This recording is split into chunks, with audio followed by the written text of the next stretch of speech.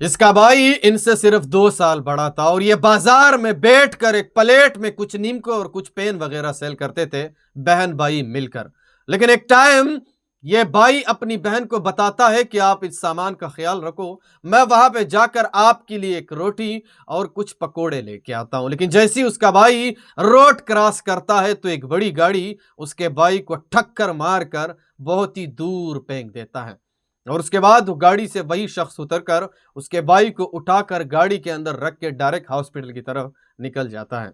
और जैसे ही वो हॉस्पिटल पहुंचता है तो डॉक्टर उसे कहता है कि इज नो मोर, यानी ये खत्म हो चुका है।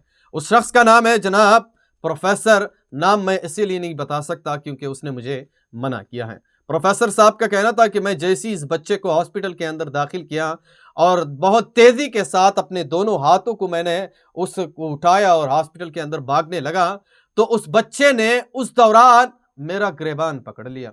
और जैसे ही मैं डॉक्टर के पास पहुंचा तो उस दौरान इस बच्चे से सांस निकल चुकी थी। सांस निकलने के बाद भी इस बच्चे ने मेरा यह गिरबान बहुत ही मजबूती से पकड़ा हुआ था। प्रोफेसर ने कहा कि फिर उसके बाद मैंने इस बच्चे को एक बेड पे लेटा दिया क्योंकि इसके पोस्टमार्टम होना है।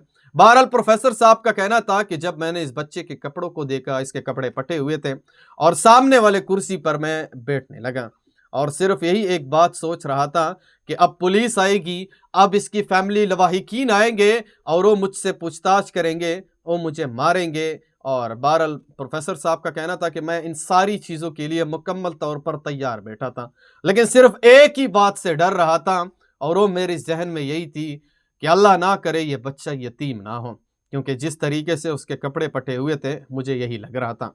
उसके बाद प्रोफेसर साहब का कहना है कि पोस्टमार्टम भी उसका जारी है और 3 घंटे मैंने मुसलसल हॉस्पिटल के अंदर इसके लिए इंतजार किया, लेकिन इस बच्चे के पीछे कोई भी नहीं आया।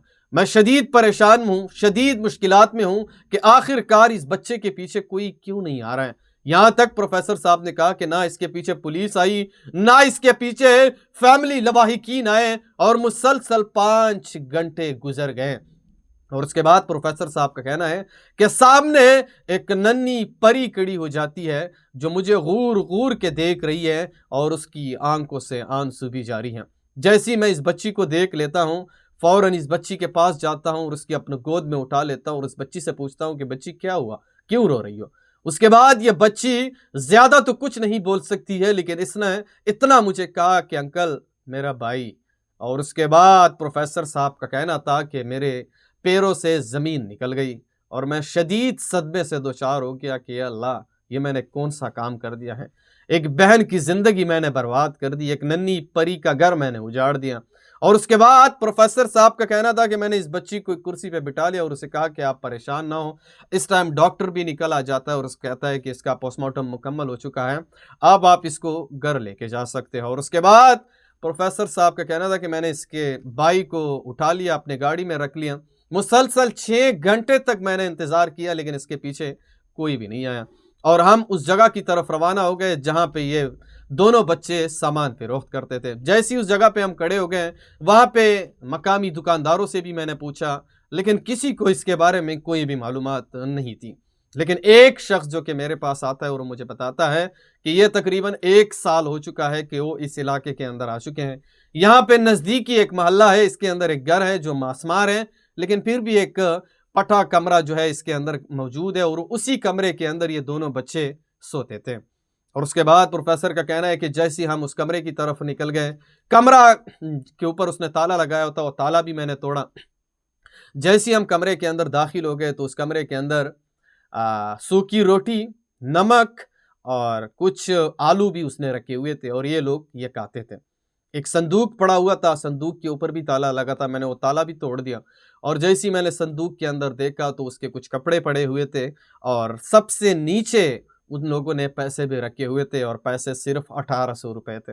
यानी इस बहन भाई ने मिलकर 1800 रुपए कमाए थे और ये 1800 रुपए इनके लिए 18 लाख रुपए थी। बहरहाल प्रोफेसर साहब का कहना था कि उसके घर से निकल गए, बाकी भी वहां पे छानबीन की, मोहल्ले वालों से पूछा, लेकिन किसी को इसके बारे में कोई भी इंफॉर्मेशन नहीं थी कि आखिरकार ये बहन भाई कहां से आए हैं।